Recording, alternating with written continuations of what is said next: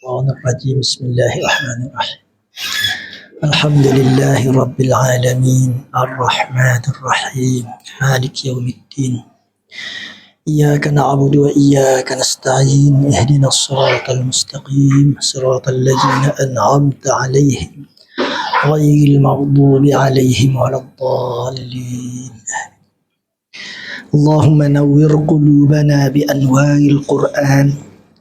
Ya Allah, terangilah hati-hati kami dengan cahaya Al-Quran.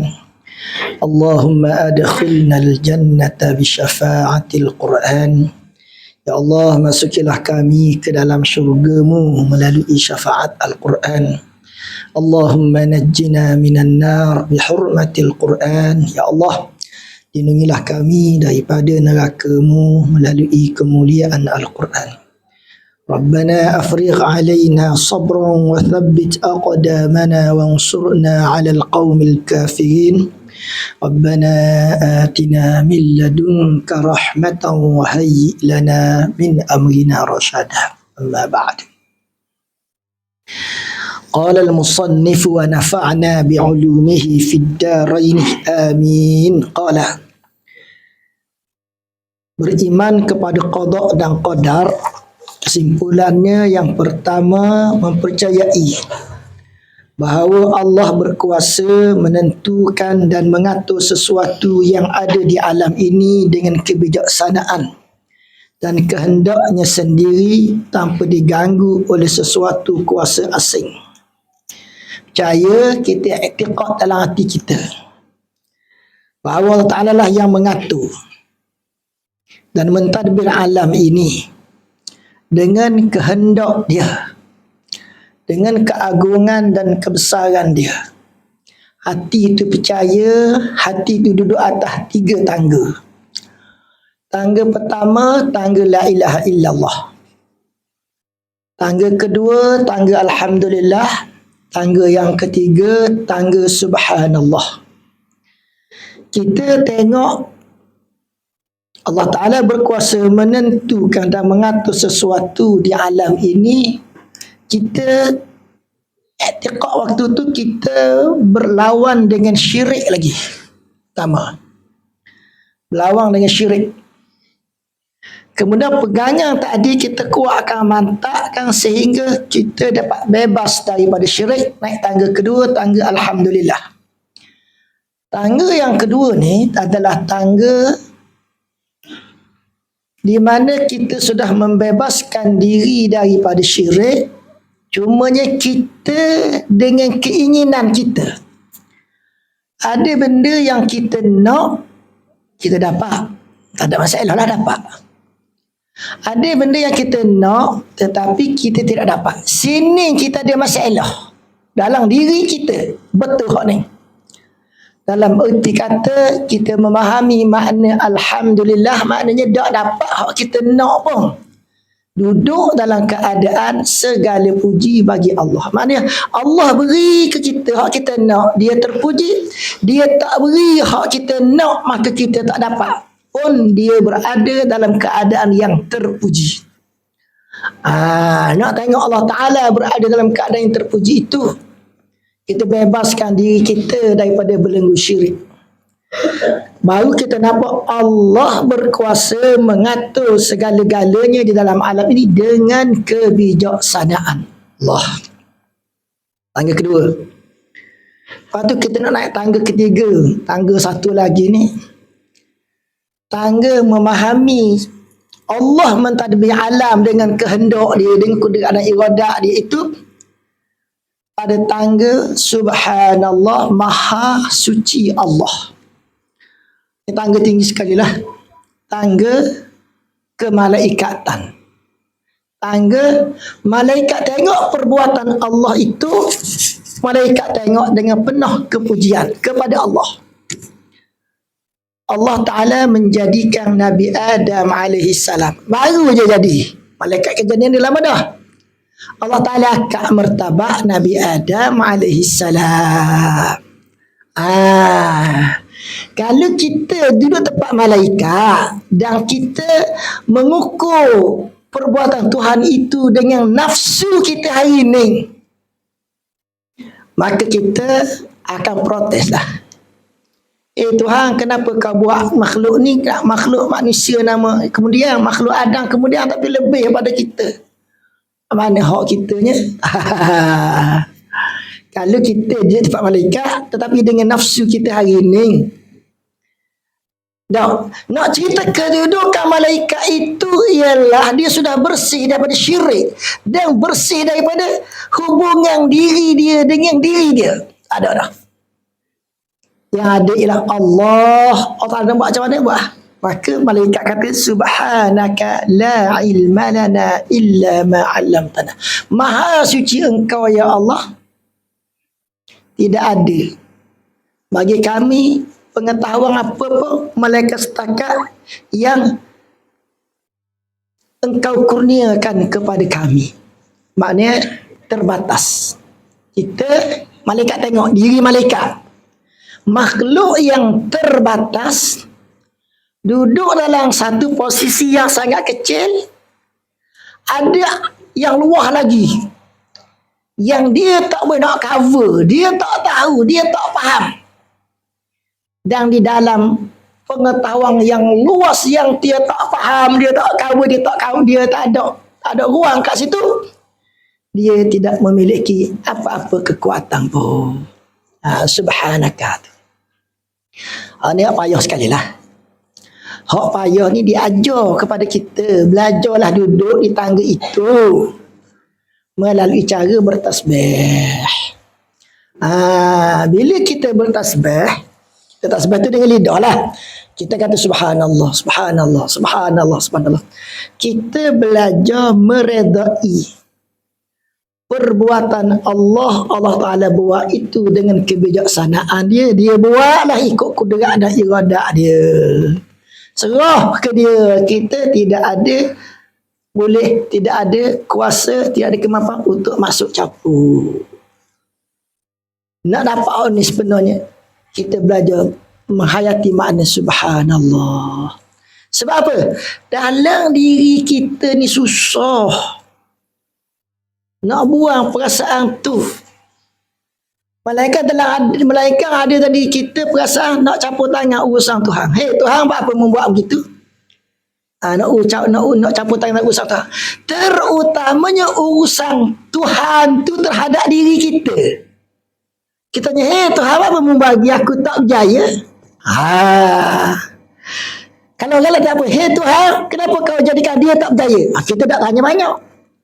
Tapi diri aku ni, hei Tuhan, kenapa aku tak berjaya lagi sedangkan aku usaha dah? Waktu tu. Nak buang diri kita daripada diri kita. Ayah, melainkan kita letak diri kita ada dalam diri kita. Kita ada kuasa atas diri kita. Kita berkudrat terhadap diri kita. Ada waktu. Maka tak sampai lagi bulat beriman kepada qada dan qadar Allah. Allah mengatur segala-galanya. Tidak ada lagi. Tapi lidah kata beriman dah. Lidah kata beriman dah. Hak dalam dia tanya, kenapa Tuhan? Kenapa Tuhan? Persoalan tu mari daripada mana? Mari daripada hati yang tidak bulat lagi. Hati tu tanya, tidak bulat lagi. Tak dapat. Tak dapat apa? Tidak dapat merasai kemanisan iman. Beriman kepada qada dan qadar tadi. Kemanisan iman. Beriman kepada qada dan qadar tadi. Benda yang payah. Nak dapat waktu tu. Mula-mula nak dapat. Kena belajar duduk di tangga malaikat. Belajar menghayati perjalanan malaikat. Malaikat yang merasakan diri mereka tak ada kuasa atas diri mereka. Sebab dia kecil je. Banyak lagi benda yang dia tak tahu. Yang tu bulat dalam diri Allah, dalam pengetahuan Allah. Maka diri dia pun duduk dalam hak tu juga. Dalam pengetahuan Allah yang dia tidak ada kuasa, tidak ada kudrat untuk dia mengetahui ataupun mengendalikannya. Nak sampai situlah. Kita kena banyak berlatih zikir, tasbih. Subhanallah, subhanallah, subhanallah, subhanallah. La ilaha illallah makna lain. Alhamdulillah makna lain. Subhanallah makna lain.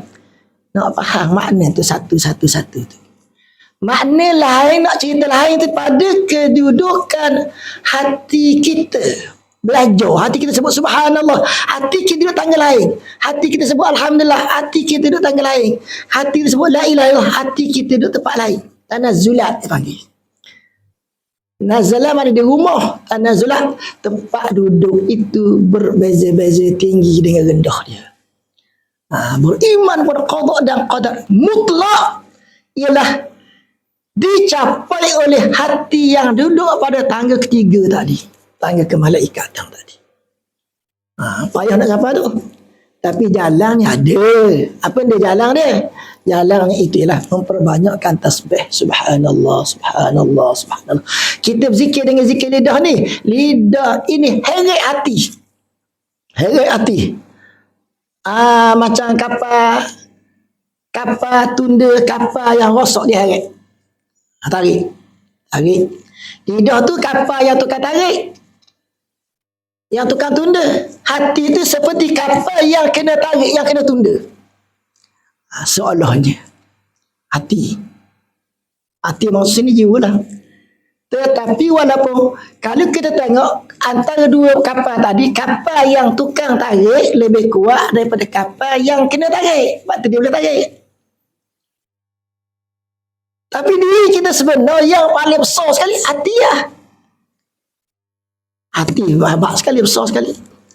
Tetapi di situ hati yang hebat tu ada keistimewaan lidah. Hebat hati, beberapa keadaan tertentu lidah tarik hati tunduk pada lidah. Ini kelebihan lidah. Keistimewaan tertentu Allah Ta'ala beri sehingga lidah itu boleh kontrol hati. Tapi maknanya bukanlah menafikan kehebatan, kedudukan besarnya hati tu. Hati tetap besar dalam bab tu. Ini rahsia kehidupan.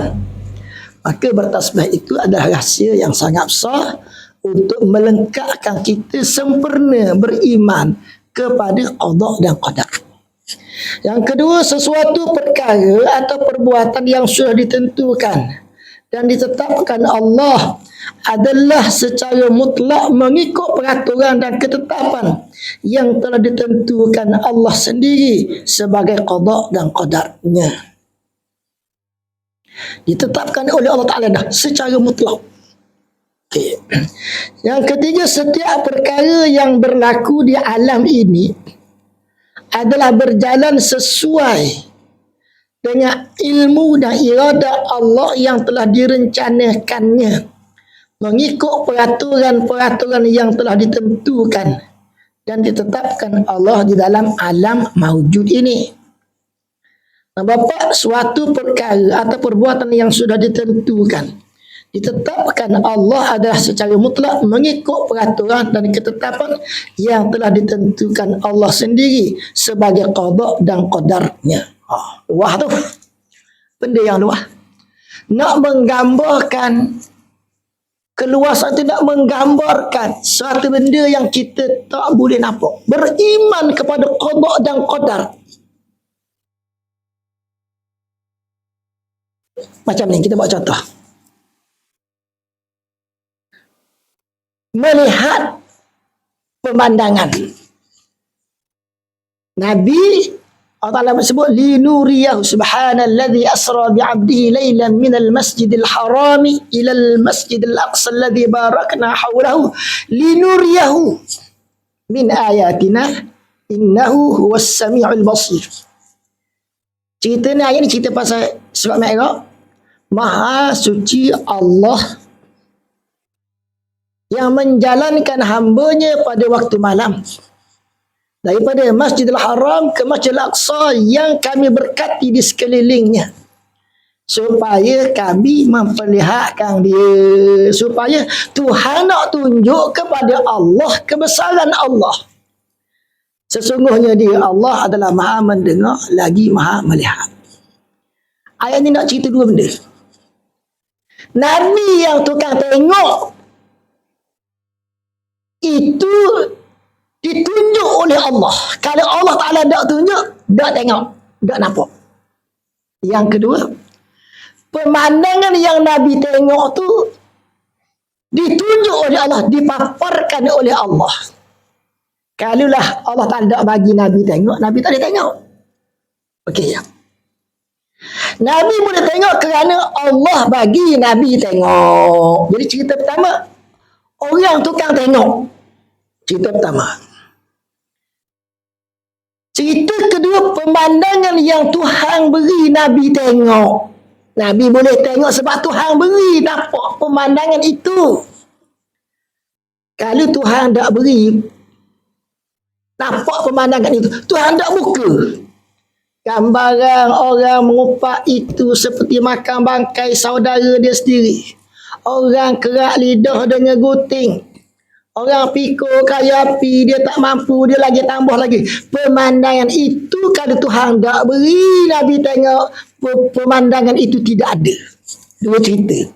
Hak tu kata tengok pemandangan yang pertama, yang kedua pemandangan yang ditengok. Beriman kepada qada dan qadar, dua tempat nombor dua. Beriman kepada qada dan qadar menguji kita. Uji yang Allah Ta'ala mari satu. Kita redha ke kita tak redha? Ujian atas kita. Gambaran qada dan qadar itu. Yang kedua, kita ni beriman ke tidak beriman adalah menerangkan tentang diri kita. Ni payah. Dalam diri kita ada satu nama dia jiwa, an-nafs. Jiwa ini dalam orang yang tasawuf dia kata berada pada pihak diri kulit, diri fizikal. Diri kulit kita tak nampak jiwa kita ni. Sebagaimana kita nampak tangan kita, kaki kita, jiwa kita, kita tak nampak. Dia jauhar yang latif. Tapi ulama bubuh dah tahu, ulama bubuh diri kita yang duduk belah kulit, tapi tak nampak lah. Okey. Hak tak nampak ni ulama hurai lagi pula. Di sini tempat duduk dua asma Allah, asma'us sifat. Maknanya jiwa kita ni kita pecah pada dua bilik. Bilik pertama, hak kita nak. Kita nak makan, kita tak nak makan. Hari ni kita tak nak makan. Sebab apa? Sebab kenyang dah, makan dah.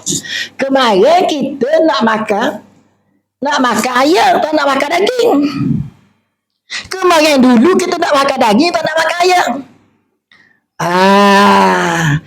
Maknanya diri kita sebelah ni berubah sama tiap-tiap hari. Yang kita namakan dengan nama perbuatan lah. Diri kita, jiwa nafs yang sebelah lagi ni, yang tidak berubah, dia ada sifat umum dia, tabiat umum dia. Dia gitu sama lah keadaan diri dia. Ni keadaan berubah. Keadaan sama, nak makan. Keadaan berubah, nak makan ayam. Lepas tak makan ayam, nak makan daging pula. Tak makan daging, nak makan ikan pula. Nak makan daging, daging singgang. Lepas tu tak mudah, nak daging sup pula. Lepas tu sate saja. Diri kita yang berubah, jiwa nafs yang berubah-ubah dengan jiwa yang tetap. Jiwa tetap, nak makan. Jiwa yang berubah, nak makan tu, nak makan ni. Tak mudah tu, nak ni pula. Perjalanan jiwa ini dia berjalan di atas dua jalan. Asma' sifat zat dan asma' sifat af'al. Asma' sifat af'al, dia masuk atas jiwa kita yang berubah-ubah. Sekali nak gitu, sekali nak begini. Jiwa ni belajar kena asma' sifat af'al. Allah Ta'ala itu al-mu'izzu, memuliakan. Kita meminta itu, muliakanlah aku. Allah Ta'ala itu al-mudhillu, Allah Ta'ala itu maha menghinakan. Kita meminta itu, hinakanlah musuh-musuh aku. Nak berubah. Jiwa kita yang tetap tadi, dia duduk dalam perjalanan nak mengenali asma' sifat zat. asma sifat zat. Kalau dia kena, jiwa tu kena asma sifat zat, dia automatik akan tunduk. Kalau dia tak kena, dia lawan, dia lari. Kalau dia kena, dia tunduk, dia ikut. Sebesar-besar asma sifat zat yang paling besar sekali Ar-Rabbu. Segala pergerakan yang dulu dalam pergerakan rububiyah dia mari daripada memahami Allah itu adalah Rabbu, Tuhan, Rabbul Alamin. Dia kenal hak tu sungguh-sungguh bulat-bulat, maka dia tunduk. Dia tunduk, dia ikut. Bila diri sifat gitu itu telah ikut, maka sifat yang berubah sekali nak tu sekali ni akan turut ikut juga. Di sini nak cerita jiwa kita memerlukan kepada mengenali, jiwa kita itu memerlukan kepada mengenali Tuhan atas nama Rabb. Sebab dia bila dia kenal baru dia boleh menunaikan tuntutan rububiyah dia. Bila dia kenal tuntutan rububiyah, barulah dia mematuhi perintah Allah Subhanahu Wa Taala. Ulama sebut kenapa, ulama setengah ulama lah, dia buat huraian, dia kata kenapa kita semayang ni sujud ada dua. Rakaat pertama dua sujud, rakaat kedua dua sujud, rakaat ketiga dua sujud, rakaat keempat pun dua sujud. Dua tu macam batu nesang lah. Dua tu macam batu nesang. Kita semayang dua sujud, maksudnya kita tengok kepada simbol batu nesang. Batu nesang tu mana apa? Dua. Buah tak kepala satu, kaki saja. Satu, dua. Sepasang. Itu kita tengok secara kebetulan. Isyarat kepada rububiyah dan ubudiyah. Berlaku ubudiyah kerana kenal rububiyah. Bila hamba tu tak kenal rububiyah, hamba tu tidak akan melakukan ubudiyah. Dia kenal Tuhan, maka dia beribadat kepada Tuhan. Beribadat kepada Tuhan itu kerana kenal Tuhan. Di dalam kenal Tuhan, maka ada ubudiyah, ada beribadat. Menunaikan tuntutan qada dan qadar. Beriman kepada qada dan qadar itu ialah dengan kita tahu qada dan qadar kita itu duduk dalam ketentuan kudrat dan iradah Allah. Dua gitu. Dua gitu. Duduk dalam jiwa itu mengakui Allah sebagai Rabb. Jadi inilah perkara yang kita kena renung dalam hidup kita. Tuhan uji hak kita tak suka. Kita nak Tuhan tak beri. Dekat nak berjaya dah, ada halangan, tak dapat juga hak kita nak. Kita bertanya, Tuhan, kenapa orang lain dapat, aku tak dapat? Sengaja Tuhan buat begitu. Maknanya nak capai beriman kepada qada dan qadar itu sengaja Tuhan buat mari halangan. Kita nak beriman tak pada qada dan qadar? Nak. Siapa nak beriman? Mulut kata nak belaka. Mulut kata nak, siapa ada dalam hati? Bila mari kepada pereka hati ada halangan. Jadi halangan tu sebagai pelajaran lah sebenarnya yang menyempurnakan beriman kepada qada dan qadar. Tidak ada pelajaran tu, maka kita pun tak faham qada dan qadar tu macam mana. Ada halangan tu, kita duduk belajar sehinggalah kita faham. Sampailah kita kepada beriman kepada qada dan qadar setelah memahami pelajaran yang ada dalam ujian yang menghalang kita dapat beriman dengan sempurna tadi. Maknanya kita kena duduk dalam belajar semua. Mengenali diri kita ni siapa dan mengenali Allah tu siapa. Hak kita nak tak apa benda. Hak Tuhan beri tu apa benda. Dua tu kena ada, tidak boleh putus. Allah Subhanahu wa ta'ala, Allah Subhanahu wa ta'ala secara mutlak berhak memerintah dan menguasai seluruh kerajaan di alam ini, dan berhak pula mengurniakan kerajaan ataupun kekuasaan memerintah kepada sesiapa sahaja yang dikehendakinya, dan berhak juga mengambil balik kerajaan atau kekuasaan memerintah daripada sesiapa sahaja yang dikehendakinya. Nombor 6, Allah Ta'ala berhak memberi kemuliaan dan kehinaan dan juga memberi kemanfaatan dan kemudaratan kepada sesiapa sahaja yang dikehendakinya mengikut qada dan qadar yang ditentukan, yang ditetapkannya. Tak usah kita nak sebut bahawa orang kafir pun boleh bina kerajaan besar. Sekarang ni Amerika ni buat berdil, buat kata kembar, Allah. Bukan sebutir, bukan dua butir, bukan tiga butir. Buat kata kembar, satu-satu alat mereka buat tu boleh hancur separuh bumi. Tuhan beri kepada Amerika sekarang. Kau ilmu lah, kau fikiran lah, konon-kononnya secara teori dia boleh hancur separuh dunia, konon-kononnya.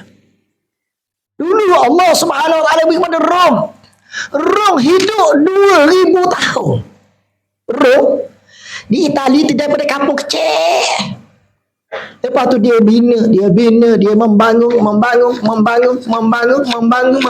sampai satu Eropah, separuh Afrika, sebahagian Asia duduk bawah Rom.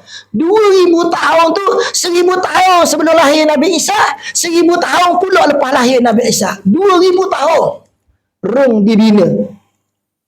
Daripada agama panjang tak ada agama sampai jadi Kristian. Rom ni kerajaan kafir besar, kerajaan kafir. Tuhan beri juga ke dia.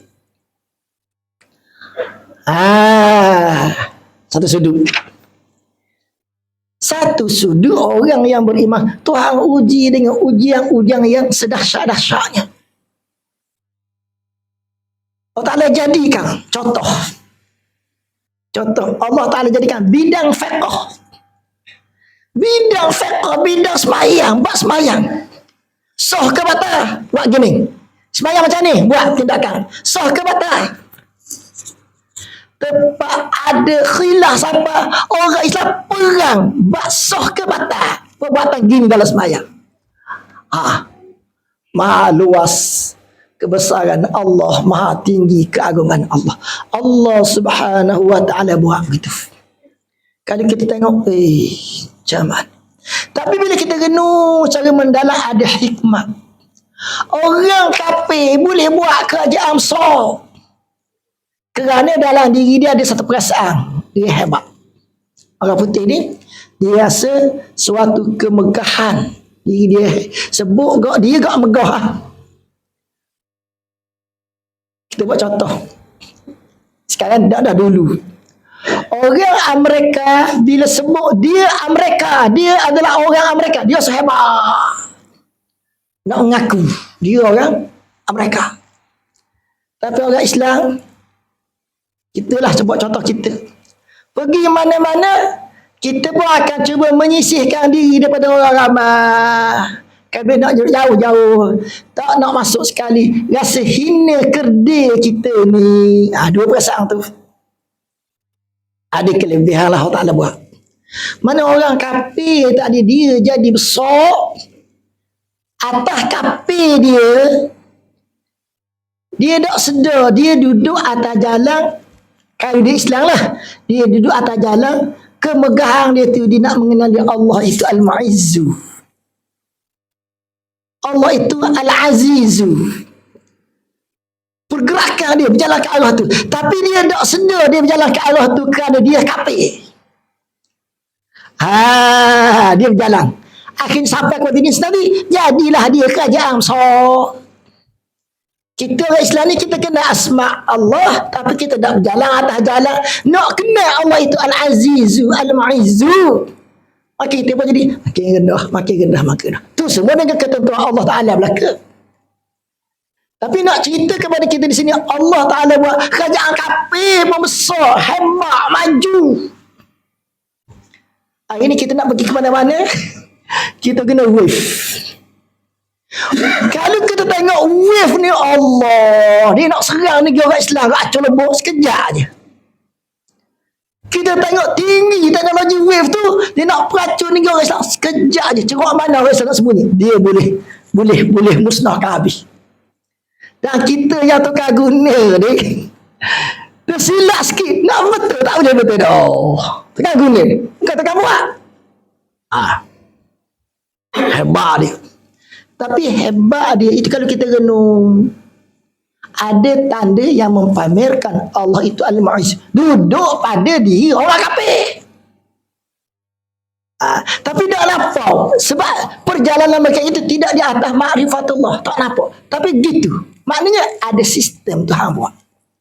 Maka Allah Subhanahu Wa Taala di satu ketika melebihkan orang kafir, memuliakan orang kafir atas sudut-sudut maha besar kurniaan Allah, mereka menjalankan, melaksanakan tuntutan sudut-sudut itu. Yang mana kok sudut tu kita orang Islam kita tinggalkan, dan akibat daripada kita tinggalkan sudut tu kita jadi lemah.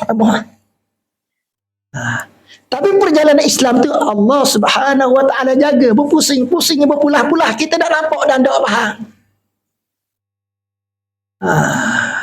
Jadi Allah Ta'ala maha kaya lagi maha bijaksana, menjadikan hidup ini ujian begitu begini adalah menunjukkan kepada kebijaksanaan dan kekayaan dia. Jadi tidak ada suatu perkara tu perjalanan dia ditentukan ikut kehendak kita. Qada dan qadar berjalan selari dengan nafsu kita. Tidak ada. Cuma kita rasa tak puas hati, biar kalau boleh ikut selari dengan kehendak nafsu kita. Sebab kita duduk dalam belenggu syirik dan belenggu nafsu lagi. Kita manusia ni duduk dalam bertabat nak kenal Allahu Akbar dan nak kenal La ilaha illallah. Nak kenal subhanallah dah naik lagi, dah masuk gear sikit lagi.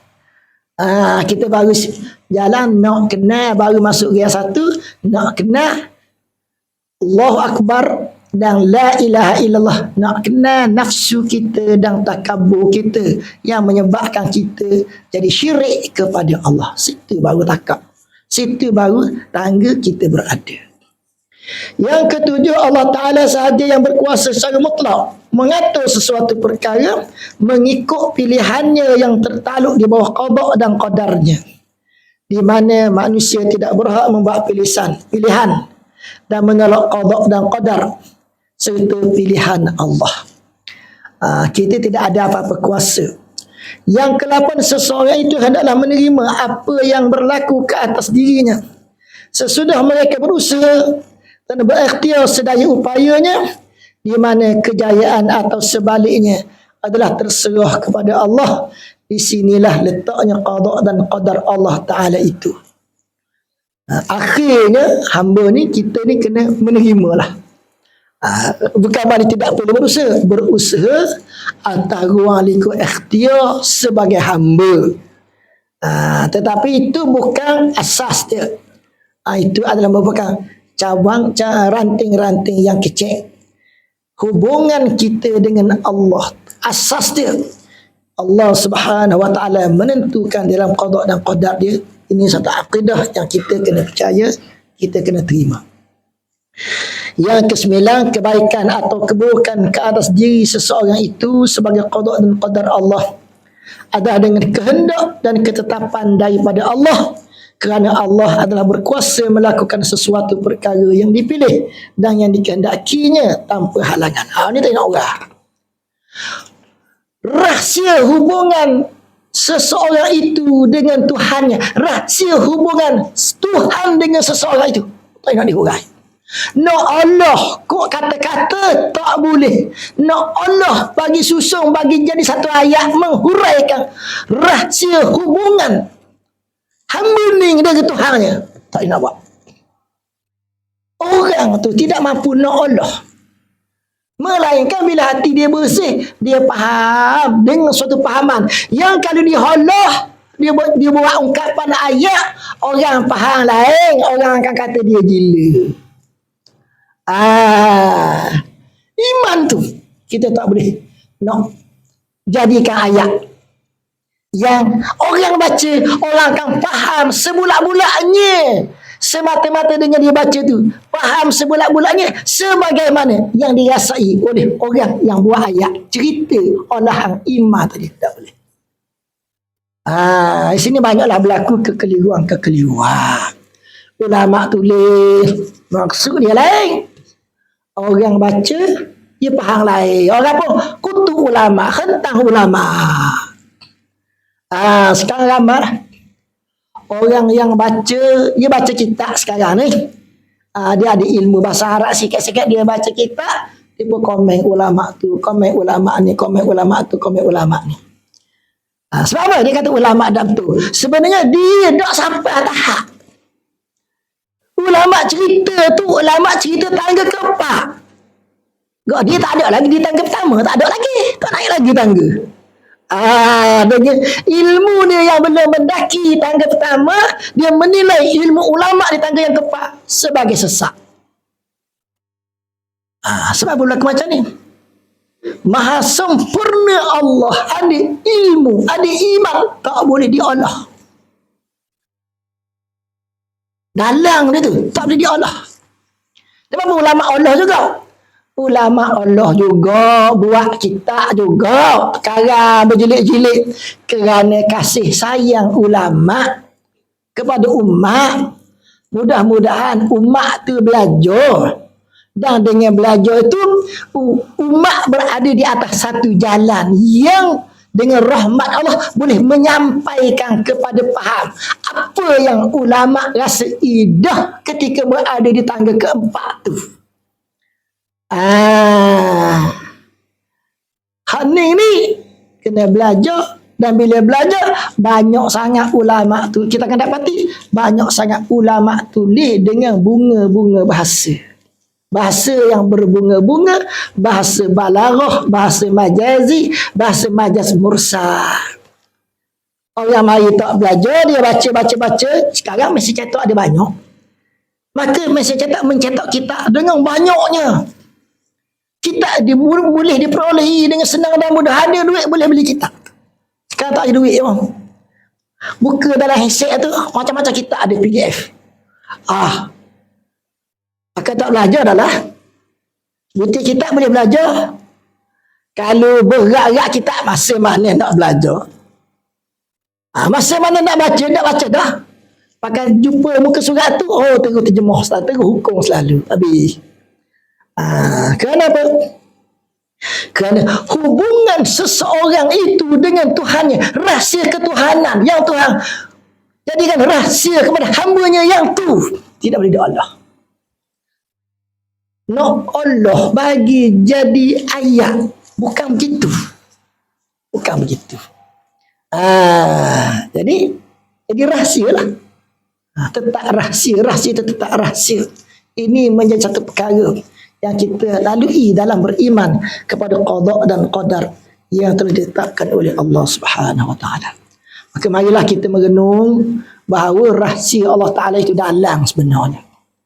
Kita nak kecapi ni tak boleh dengan akal kita semata-mata, melainkan kita mesti minta Tuhan buka kepada kita melalui alam, melalui jalan zauqi, melalui jalan rasa, melalui jalan jiwa, dan tinggi lagi melalui jalan hati. Inilah yang bila Tuhan nak merahmati kita, Tuhan akan beri dengan permintaan kita hebat tu. Dan kalau tak nak uji kita, maka kita tidak memperolehi benda tu.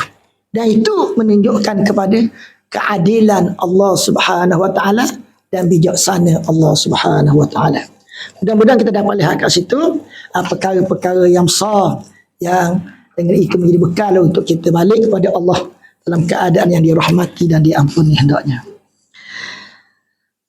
Allahumma alif baina qulubina ووحد صفوفنا واجمع كلمتنا اللهم اجعلنا من أوليائك الصالحين وعبادك المقربين اللهم ول أمورنا خيارنا ولا تول أمورنا شرارنا اللهم انصر المجاهدين في فلسطين. اللهم أهلك اليهود اللدود ومن عاونهم. اللهم بدد شملهم وفرق جمعهم وشتت كلمتهم وزلزل أقدامهم وسلط عليهم كلبا من كلابك يا قهار يا جبار يا منتقم.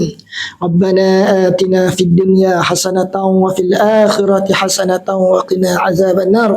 وصلى الله على سيدنا محمد وعلى آله وصحبه وسلم والحمد لله رب العالمين. سبحانك اللهم